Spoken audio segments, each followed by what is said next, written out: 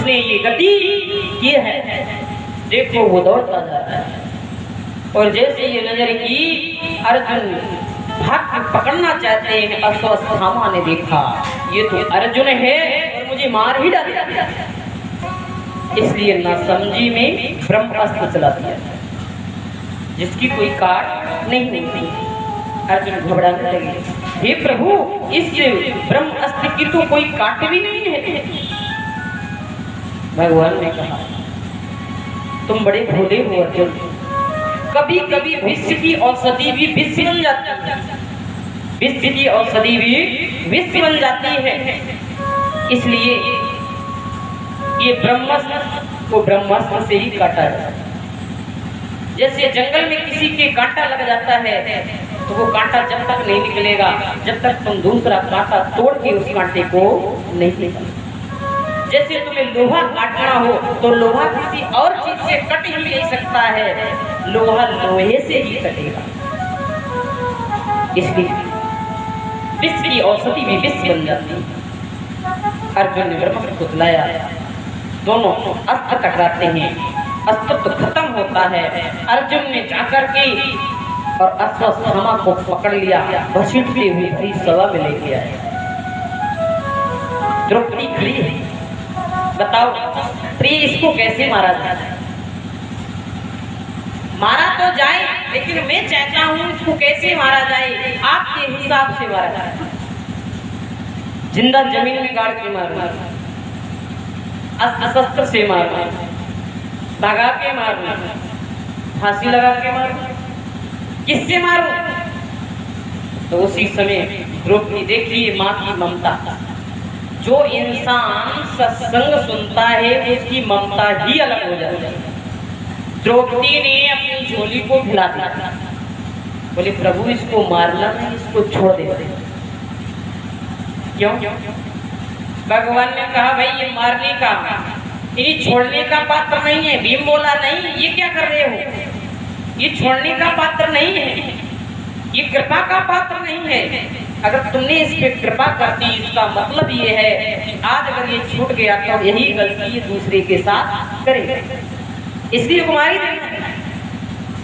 द्रौपदी बोली नहीं, अगर इसको मारने से मेरे पांचों पुत्र जिंदा हो जाएं तब तो इसको मार दो, और जो मेरे पांचों पुत्र जिंदा नहीं हो रहे तो इसको मारने से लाभ क्या है?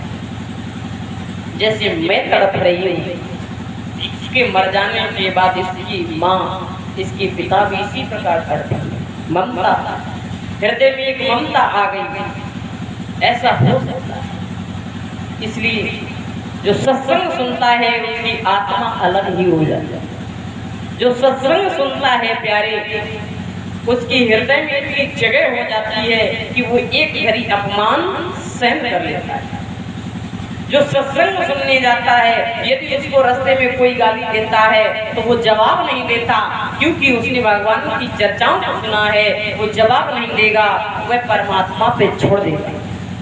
अगर किसी ने तुमको गाली दी और तुमने उसको गाली दी तो तुम आपस में ही न्याय कर चुकी हो, परमात्मा पे क्या छोड़ा? अगर तुमको किसी ने गाली दी तो भगवान को छोड़ दीजिए, फिर देखिए भगवान का न्याय उसके साथ क्या होता है। इसलिए सहन करना जिसने सीखा है स्वयं वही सीख सकता है। सहन करना वही सीख सकता है जो सत्संग में कभी बैठा।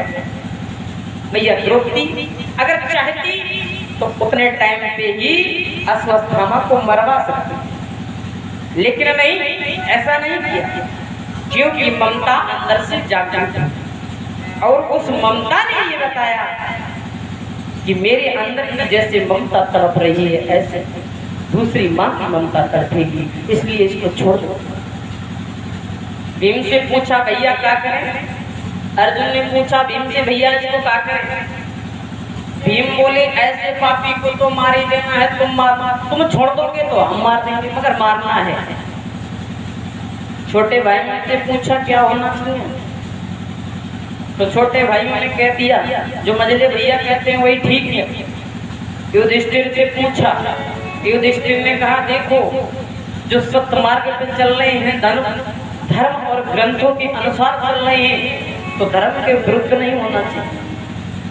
भगवान से पूछा प्रभु आप ही बताओ क्या करें। तो भगवान ने कहा सुनो, ये ब्राह्मण पुत्र है, ये ब्राह्मण पुत्र है, इसको इसलिए मारना नहीं, लेकिन ये बाल हत्यारा है इसलिए इसको छोड़ना नहीं।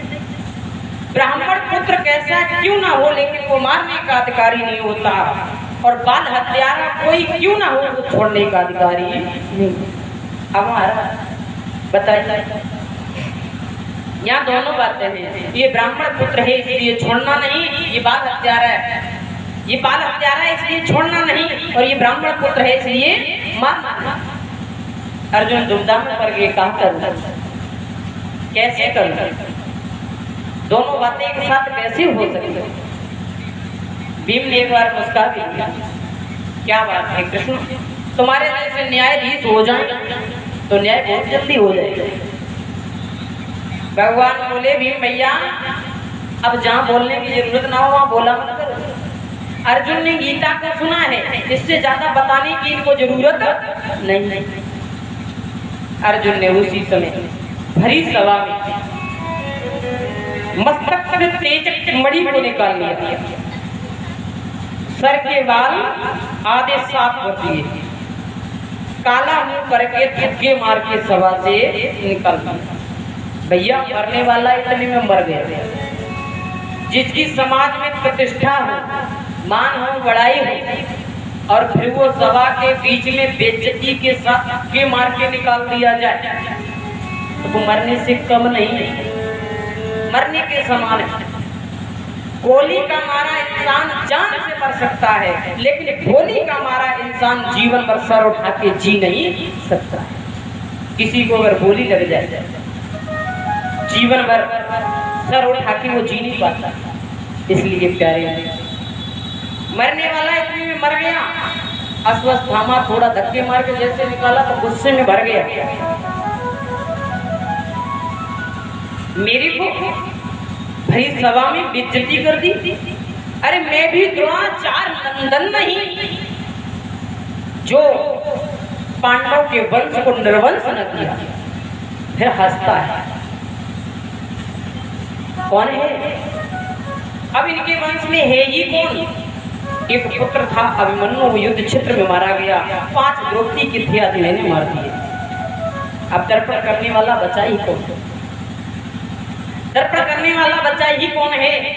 फिर सोचता है जब अभिमन्यु युद्ध क्षेत्र में मारा गया उस समय अभिमन्यु की पत्नी उत्तरा गर्भवती थी, और वो गर्भ अब जन्म लेने वाला है, ना हो उसको गर्भ में ही मर जाते। बताइए, एक प्रश्न है आपसे, जिस पुत्र ने आज धरती पे जन्म ही ना लिया हो वो किसी का दुश्मन हो सकता है? अच्छा, जिस बच्चे ने जन्म ही नहीं लिया वो दुश्मन हो जाएगा? जब जन्म नहीं लिया तो दुश्मन हो जाएगा। लेकिन यहाँ अश्वत्थामा के मन में ये बात आई, वो मेरा दुश्मन है, उसको मार देते। और जैसे ब्रह्मास्त्र उस गर्भस्थ शिशु के लिए, गर्भ के लिए चलाया, तो उसी समय आज उत्तरा चिल्लाई, हा मामा, हा मोहन, दासी पे कृपा कीजिए, मेरे प्राण चले जाएं पर दरबार में बंसी वारे के दुख दर्द मिटाए जाते हैं। दरबार में बंसी वारे के दुख दर्द मिटाए जाते हैं।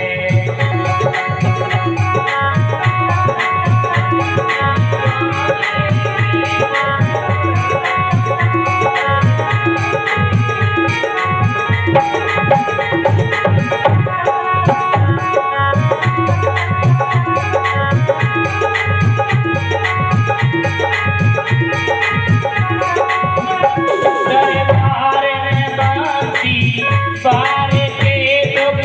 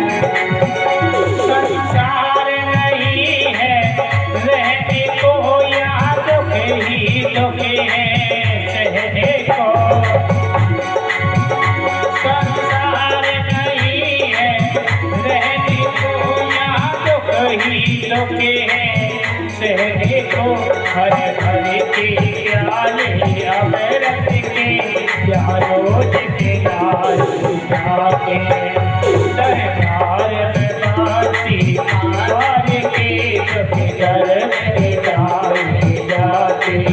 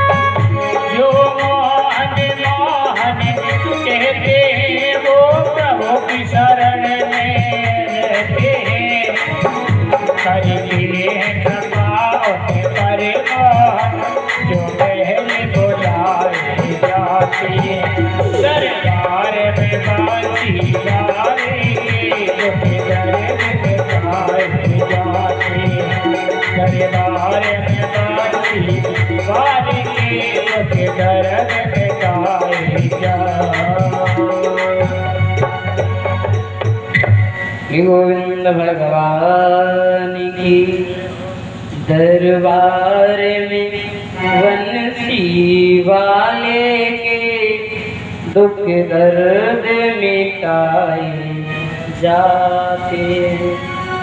कैसे दुनिया के सताए लोग यहाँ हृदय से लगाए जाते हैं।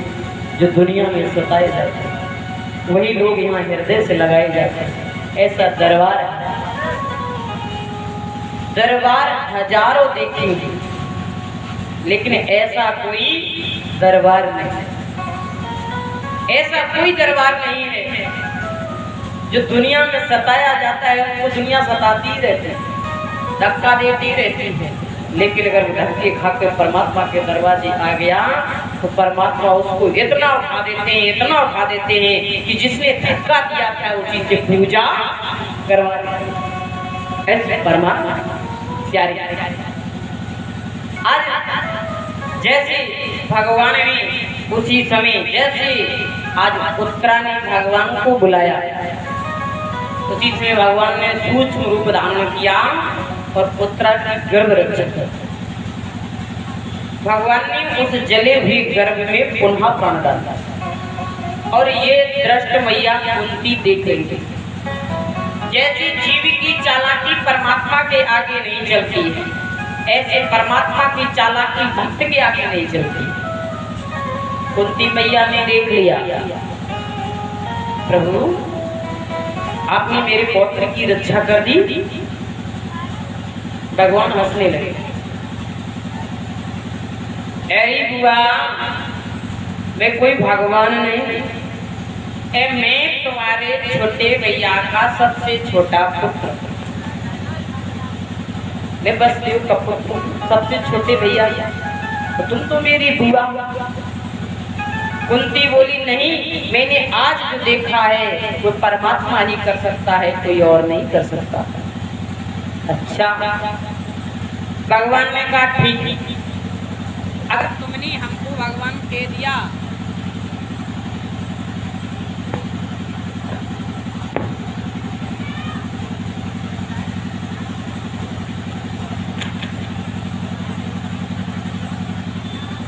अगर तुमने हमको भगवान कह दिया तो प्यारे भगवान ने उसी समय कहा हुआ भगवान है। रामकृष्ण में इतना ही फर्क है। भगवान राम से अगर किसी ने पूछा कि आपका परिचय, तो भगवान ने साफ बताया कि मैं दशरथ का बड़ा पुत्र, संतों का दास में राम हूँ। लेकिन भगवान कृष्ण से कभी किसी ने पूछा तो उन्होंने साफ कहा मैं स्वयं भगवान हूँ, तुम मेरी शरण में आ जाओ। भगवान राम ने मर्यादा पे चलना सिखाया है और भगवान कृष्ण ने लीला को दर्शाया है। भगवान कृष्ण ने एक बात कही है कि जो मैं कह रहा हूं उसको तुम करो और जो मैं कर रहा हूं वो तुम्हारे में सामर्थ्य नहीं। भगवान राम ने कहा जैसा मैं करता हूं वैसा तुम करो। जो भगवान राम ने जीवन भर किया वो मानव कर सकता है, लेकिन भगवान कृष्ण ने जो किया वो मानव कर ही नहीं सकता। कर सकता है? 6 दिन की उम्र में भगवान ने एक पूतना का वध कर दिया। कोई इंसान 6 दिन की उम्र में काऊ की उंगली तोड़ सकता है? 6 दिन का बच्चा किसी को मार सकता है? तो ये इंसान की सामर्थ्य ही नहीं, फिर भी भगवान की शरीकत करना ये हम आपकी ना समझी है। भगवान कृष्ण ने जो किया उसे मत करो, लेकिन जो उन्होंने गीता में कहा है उसको करो। और भगवान राम ने जो जीवन भर किया है, मर्यादा का पाठ पढ़ाया है, उस पाठ पे चलो। इसीलिए भागवत में पहले राम कथा ही आती है, तब कृष्ण कथा आती है, और राम कथा के पहले शिव कथा आती है। अगर शिव कथा नहीं सुनेंगे तो राम कथा में प्रवेश नहीं करेंगे, और राम कथा नहीं सुनेंगे तो कृष्ण कथा आपको समझ में नहीं आएगी। इस थ्योरी से ही है श्रीमद् भागवत कथा इसी प्रकार से रचना है, क्योंकि जब मर्यादा का चश्मा आंखों पे लगता है तब जाकर के कृष्ण कथा समझ में आती है।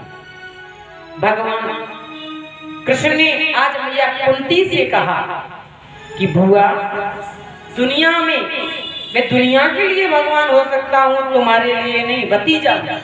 लेकिन आज तुमने अगर कह ही दिया कि भगवान है तो मैंने मान लिया मैं भगवान हूँ।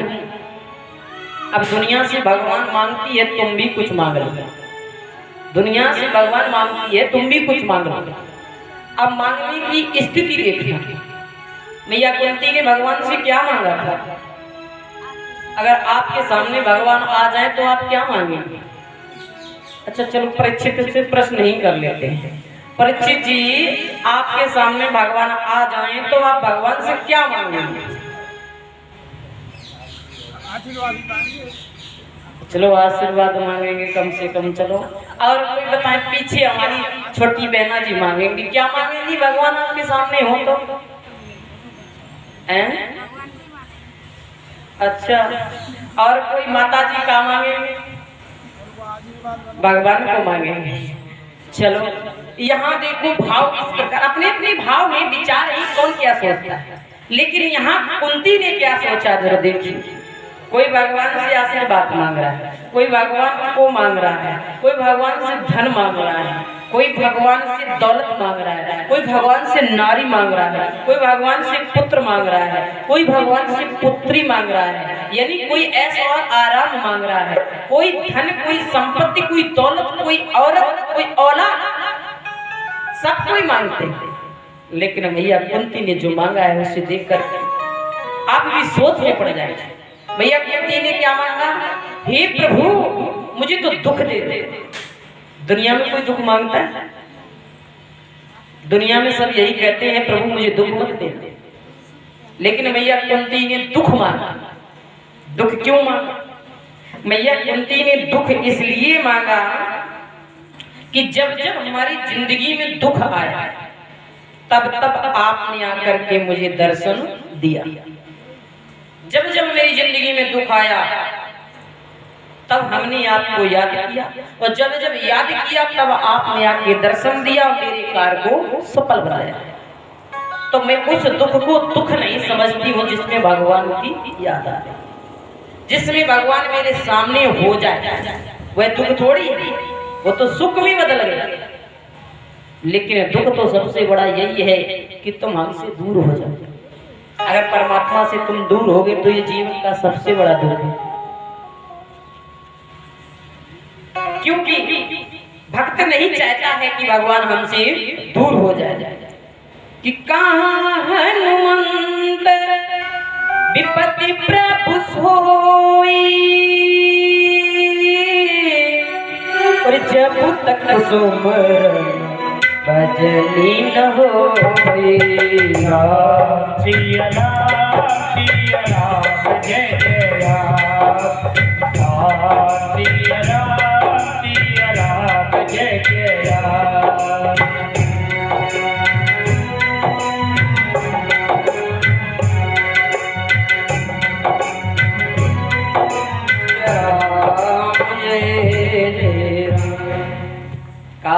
हनुमंत विपद प्रभु सोई, जब लग सोमरन भजनी न होई। जब प्रभु का स्मरण और भजन ना हो, ध्यान ना हो, इससे बढ़ के दुनिया में दुख नहीं हो सकता है। परमात्मा तुम्हारे जीवन में ना आए।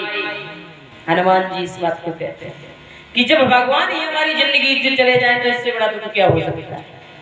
और यहाँ कबीरदास जी कहते हैं क्या कि सुख के माते सिल पड़े और सुख के माते सिल पड़े, जो हरि हृदय से जान, और बलहारी बात दुख की, जो पल पल नाम जपा। इससे बढ़िया तुम्हें दुख ही है। जो भगवान की नाम तब भी आता है, भगवान का ध्यान तब भी आता है। तो मैया कुंती ने दुख को मांगा और आप परमात्मा से एक ही बात कहो, प्रभु मेरे दुख को दूर करो। कौन सा दुख? कि मेरे बांके बिहारी जी, ओ मेरे बांके बिहारी जी, दूर करो दुख मेरा। मेरे बांके बिहारी जी, दूर करो दुख मेरा।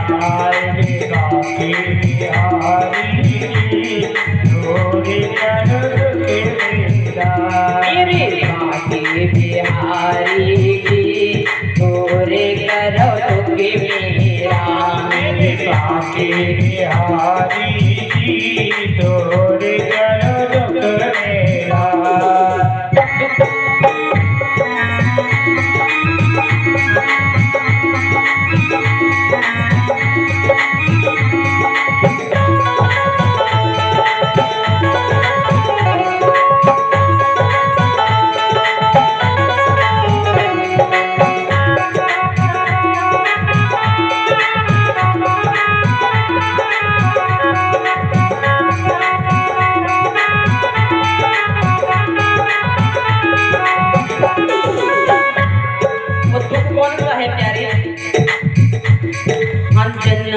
जन्म का मैं हूँ भटका, जन्म जन्म का मैं हूँ भटका। जन्म का मैं हूँ भटका, जन्म जन्म का मैं हूँ भटका। पीड़ा आज भंवर में अटका, पीड़ा आज भंवर में अटका। अरे पार करो बनकारी, पूरे करो दुख मेरा। मेरे बांके बिहारी जी, दूर करो दुख मेरा। राधे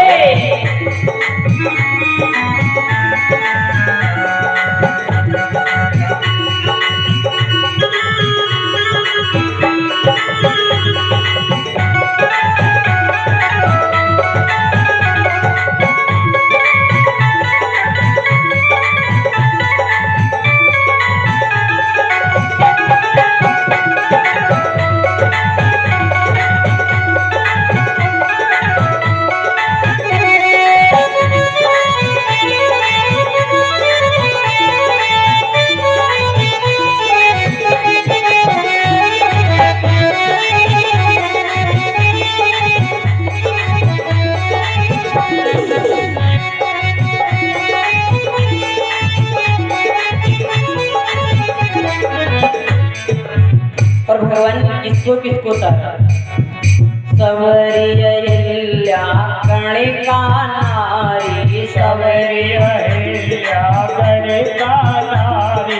सवरिया कणिका नारी, सवरिया कणिका नारी। सवैया तुमने पार उतारी, सवरी तुमने पार उतारी। यप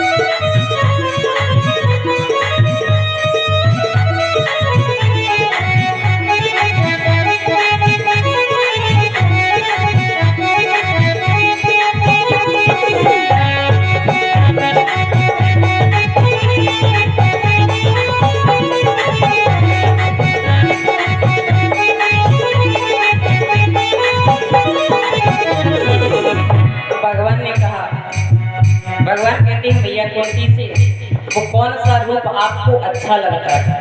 तो मैया कुंती कहती है क्या, मोर मुकुट पीतांबर धारी, मोर मुकुट पीतांबर धारी, मोर मुकुट पीतांबर धारी, मोर मुकुट पीतांबर धारी, संग में हो सुभान दुलारी, संग में हो सुभान दुलारी, संग में हो सुभान दुलारी, संग में हो सुभान दुलारी।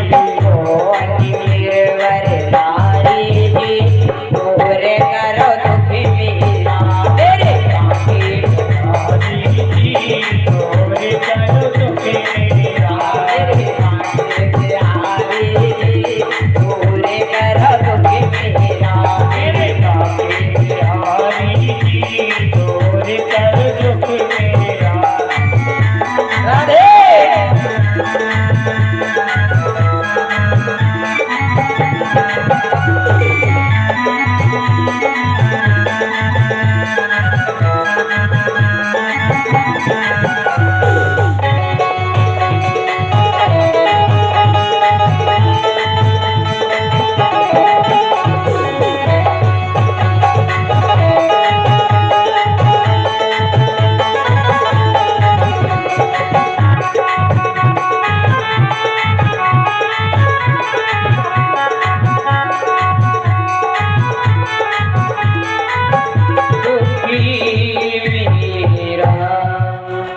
मेरे बाकी बिहारी डोरे करो दुखी मेरा। वो कौन सा दुख है मेरा? मेरा दुख, मेरे जीवन का दुख ये है कि ये प्रभु आप हमसे दूर नहीं जाना, सिर्फ आप हमेशा मुझको दर्शन देते रहे और आपकी याद बनी रहे। हे नाथ, मैं आपको कभी भूलूं ना, ये कामना हमारे मन में हमेशा बनी रहे। और मैं आपको ही भूल गया, इससे ज्यादा मुझे दुख दुनिया में नहीं हो सकता। भगवान ने कहा, बुआ आपने जीवन में कभी सुख भोगा है जो दुख मांग रही हो? मैया कुंती के चरित्र को अगर देखेंगे प्यारे, तो जीवन में एक झड़प मात्र के लिए वे कहीं सुख नहीं मिला। जन्म होता है कहीं और पालन होता है कहीं। जैसे जन्म हुआ सूरसेन की लाडली बेटी, नाम था प्रथा। सूरसेन की मित्र आ गए कुंती भोज, और कुंती भोज इसको ले गए, नाम रख दिया कुंती। अब बच्चे का जन्म कहीं हुआ और पालन कहीं हो रहा है, तो सबसे जो प्यार बालपन का था माँ बाप का नहीं। कुंती मैया बड़ी होती है तो विवाह होता है तो महाराज पांडु के साथ, और महाराज पांडु को एक श्राप लगा है, यदि काम भावना से पत्नी के पास जाओगे तो जल करके राख हो जाएंगे। अब बताओ एक नारी के लिए इससे बड़ा दुख क्या हो सकता है, जो अपने पति से मिल भी नहीं सकती। कुंती मैया ने जीवन भर दुख भोगा, पति की मृत्यु हो जाती है। दो पत्नियां हैं पांडव की, माद्री और कुंती, लेकिन माद्री को एक दिन देखकर पांडु अपने आप को संभाल ना सके, काम भावना से जैसे मिलना चाहा तो उनकी मृत्यु हो जाती है। भगवान की कृपा से जो कुंती के 3 पुत्र हैं, दुर्वासा ऋषि की उन्होंने पूजा की थी और दुर्वासा ऋषि ने एक मंत्र दिया था। उस मंत्र के माध्यम से ही 3 पुत्र होते हैं कुंती मैया के, और 2 होते हैं माद्री, तो 5 पांडव हैं। और वो भी 5 पांडवों को मारने के लिए गंधारी के 100 पुत्र हमेशा तैयार रहते हैं, हर घड़ी तैयार रहते हैं। अब समझिए कुंती ने जीवन में सुख कहाँ पाया? जीवन में जिसने सुख पाया ही ना हो और मांगने की बात आई तो फिर भी दुख मांग लिया। भगवान ने कहा नहीं नहीं, ये नहीं दे सकता। तो मैया कुंती कहने लगी, तो गोविंद हमारे जीवन की डोर जो ममता है उसको तोड़ दे प्रभु। भगवान ने कहा वो तो टूट ही जाए। और वैसे भगवान शांत कर ही रहे थे, देखा क्या युधिष्ठिर अपने कमरे में रो रहे हैं, आधी रात का समय। भगवान ने जाके पूछा क्यों रो रहे हैं?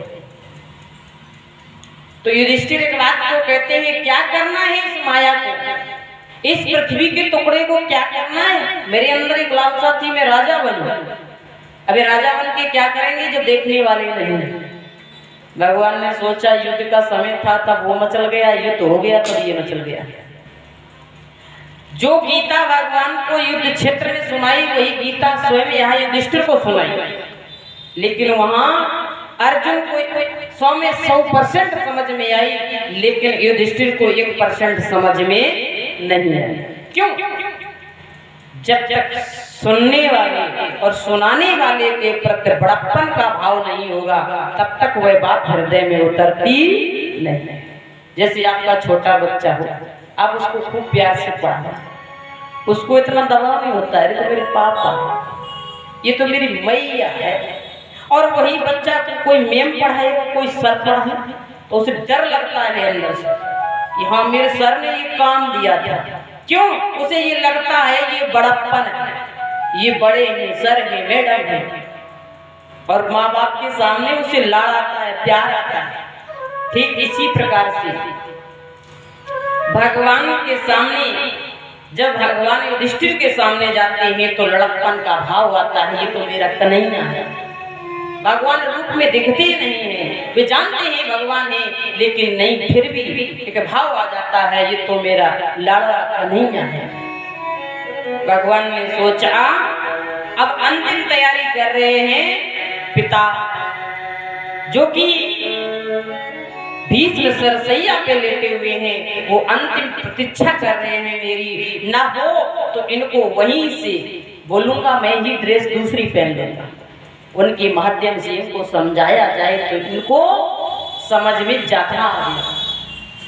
पांचों पांडवों को लेकर के, कुंती मैया को लेकर के, और जैसे आज भगवान पहुंचे हैं भीष्म पितामह के सामने, जहाँ सरसैया पे आज पड़े हुए हैं, रोम रोम में बाण लगा है, बूंद बूंद रक्त बह गया है, हाथ तो जोड़ नहीं सकते क्योंकि बाण लगे हैं। आंखों में आंसू लेकर के भगवान का स्वागत, भगवान का स्वागत किया।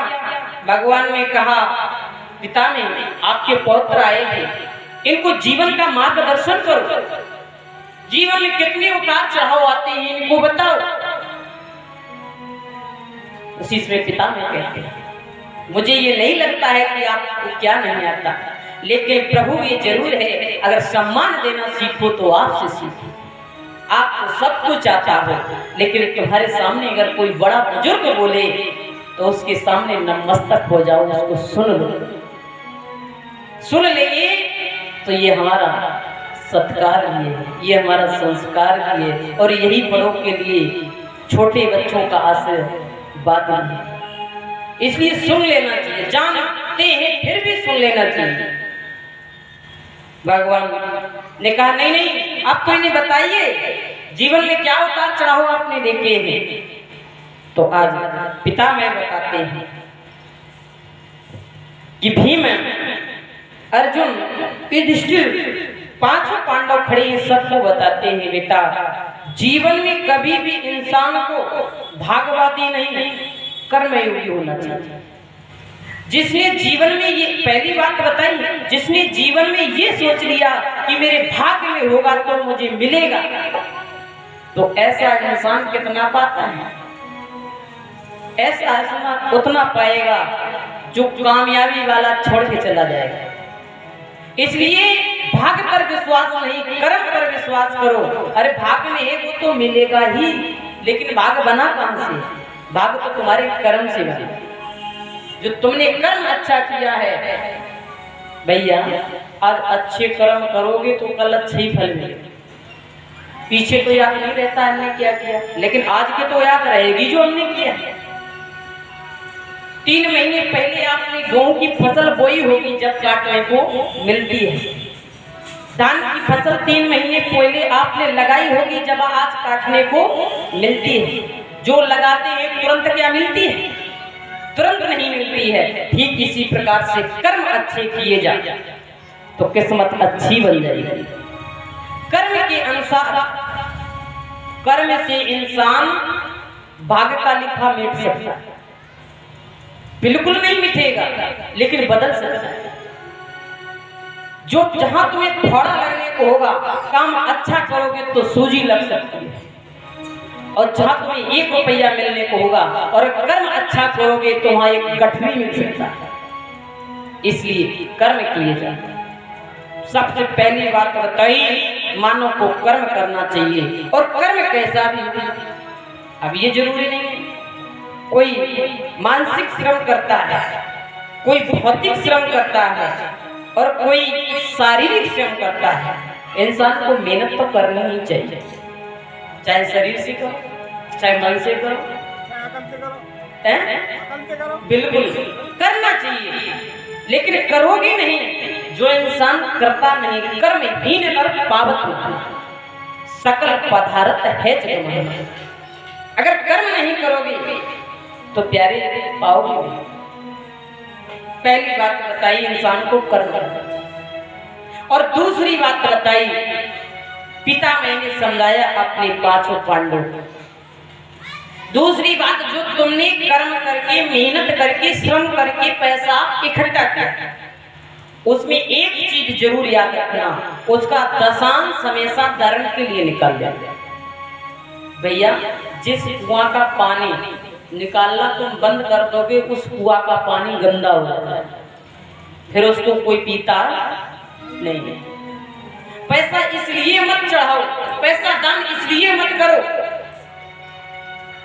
पैसा दान इसलिए करना चाहिए कि ये पैसा आपका शुद्ध हो जाए। पैसा इसलिए मत चढ़ाओ। लोग ये कहते हैं पैसा का भगवान जी खाते हैं, वास्तविक भगवान क्या पैसा खाते? भाव क्या होती है? पैसा तो नहीं खाता, लेकिन पैसा हमें इसलिए चढ़ाना चाहिए, धन हमें इसलिए चढ़ाना चाहिए कि जो धन प्रभु के चरणों में पहुंच जाएगा, वह धन हमारा पवित्र हो जाएगा, पुनः किसी न किसी माध्यम से वह धन 10 गुना होकर हमको मिल जाएगा। और यदि ऐसा नहीं करते तो क्या होता है? धीरे धीरे से वो इकट्ठा होता है, और न जाने फिर क्या हो जाता है। मेरे अचानक शाम को भैंस ने चारा खाया था, सुबह पता नहीं क्या हो गया, फिर वो इकट्ठा लग जाता है। इसलिए कहा दशांश, ज्यादा नहीं, ज्यादा देने का अधिकार नहीं, भगवान बता रहे हैं। 100 में 10 रुपया दान, 10 से ज्यादा आप दान नहीं कर सकते। जो तुमने मेहनत का दान भी करना, वो भी मेहनत का करना। ये नहीं कहीं से हम चोरी करके लाए और वो दान में लिखा दिया, तो प्यारे उसकी बुद्धि भी वैसी हो जाएगी। जहां से धन जैसा आता है ना, प्रयोग करने वाले की बुद्धि भी वैसी बदल जाती है। इसलिए दान भी हमेशा धर्म का करना चाहिए, जो मेहनत से खून पसीने से पैदा किया। इसके बाद तीसरी बात बताई, हर समय अपने जीवन में संयम रखना सीखिए। भैया जीवा तो कहती है रसगुल्ले खाना, तो रसगुल्ले खाओ, लेकिन पहले प्रभु को भोग लगा। और ऐसे ही अगर तुम चले गए, जल्दी जल्दी लग गए, तो वो तुमको उपज कर सकते हैं, आपका पेट खराब कर सकते हैं। लेकिन ठाकुर को जो भोग लगा के जो खाया गया, वो प्रसादी बन जाती है। और फिर वो प्रसादी कभी नुकसान, जब आप भोजन बनाते हो और भोजन बनाते समय अगर मन में ठाकुर का भजन चल रहा है, ध्यान चल रहा है, तो वो भोजन आपका प्रसादी बनेगा, खाने वाले का मन भी वैसा बन जाएगा। लेकिन अगर भोजन बना रहे हैं, भोजन बनाते जा रहे हैं, दूसरे को गाली देते जा रहे हैं, तो जो खाएगा उसकी भी बुद्धि वैसे।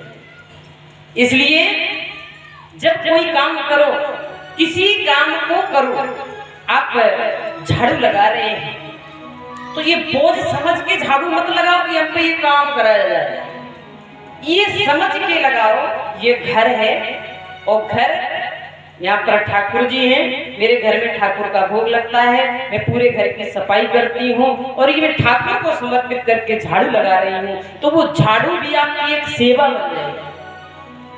झाड़ू आपकी सेवा बन जाएगी और कभी आपको दुख नहीं दे सकती। लेकिन अगर वो हमने दबाव ले लिया दिमाग पे तो समझ लो हाँ नुकसान कर रहा है और कुछ नहीं करना। इसलिए प्यारे मेरे कहने का मतलब, मेरे कहने का भाव ये कि है काम कोई भी करो, काम करते रहो पर ध्यान धरते रहो। कि देखना इंद्रियों के घोड़े भगे, इसमें हरदम ये संयम के घोड़े लगे।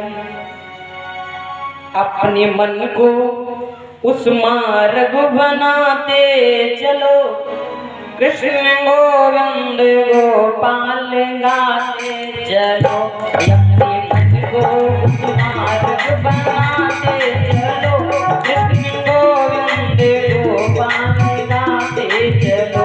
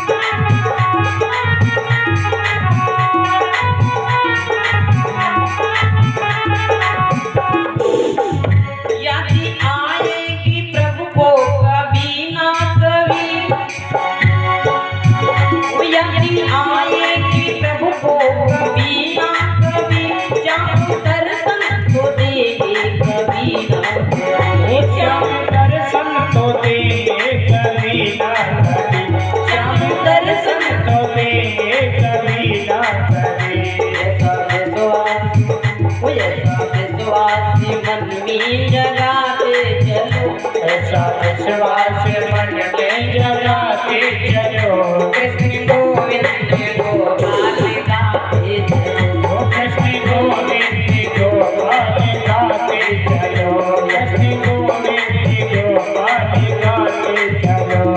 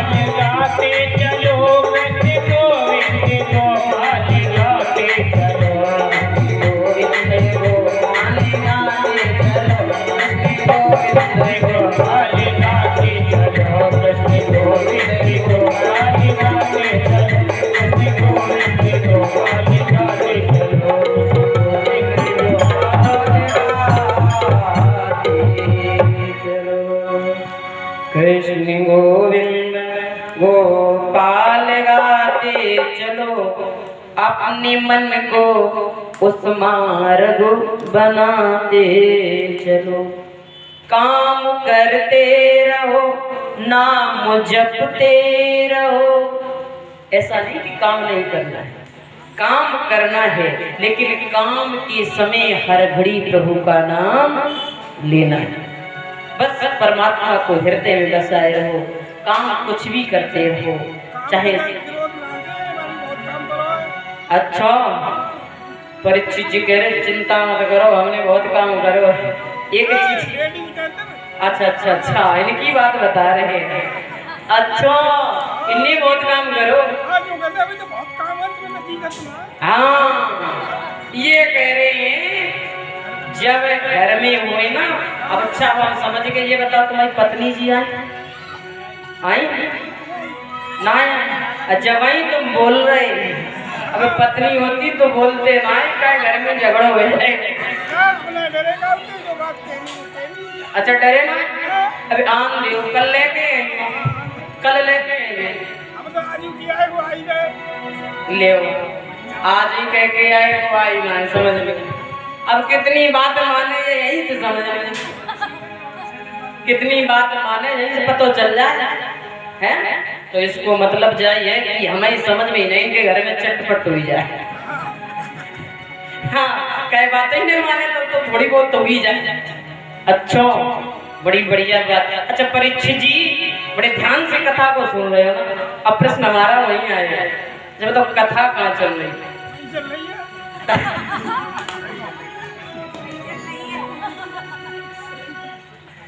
परीक्षित जी को एक प्रश्न रटो है, कछ याद रहा है और चैन आ रहा है, पर एक चीज याद रहे जाए, कथा वहीं चल रही जा चल रही, वहीं चल रही जा चल रही है। और क्या राधे बोले गोविंद भगवान की जय।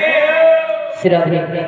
आज भीष्म पितामह ने भगवान कृष्ण की झांकी को हृदय में उतारा और अपने पंचभौतिक शरीर का त्याग।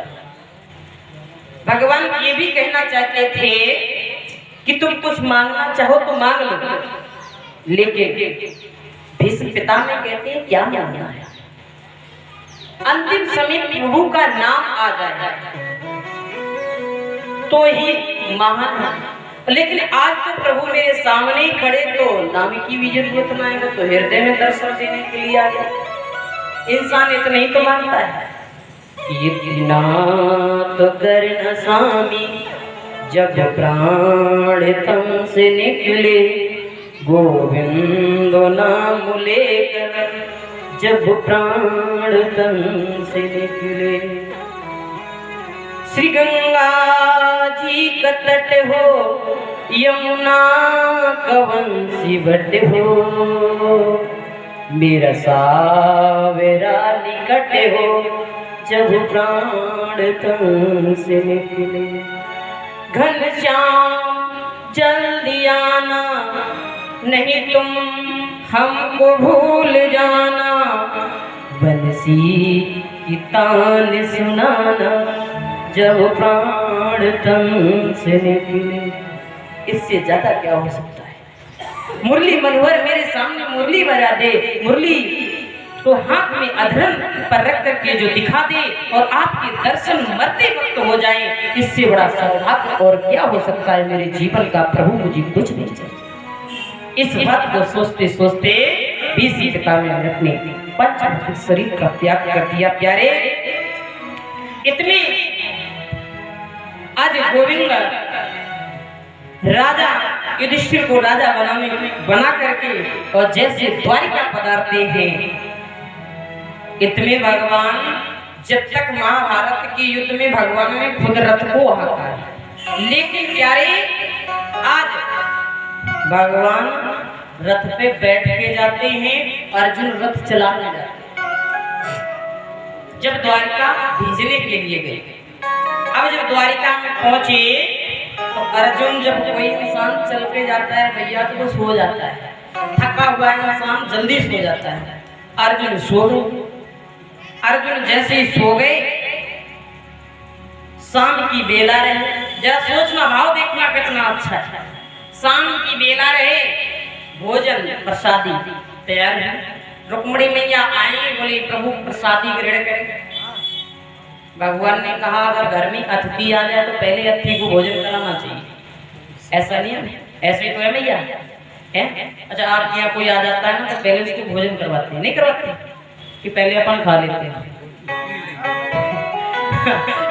तो आप वही काम देखिए, यहाँ से सीखिए, कथा कुछ न कुछ देते हैं। अर्जुन सो रहे हैं, भैया ने भोजन बनाया और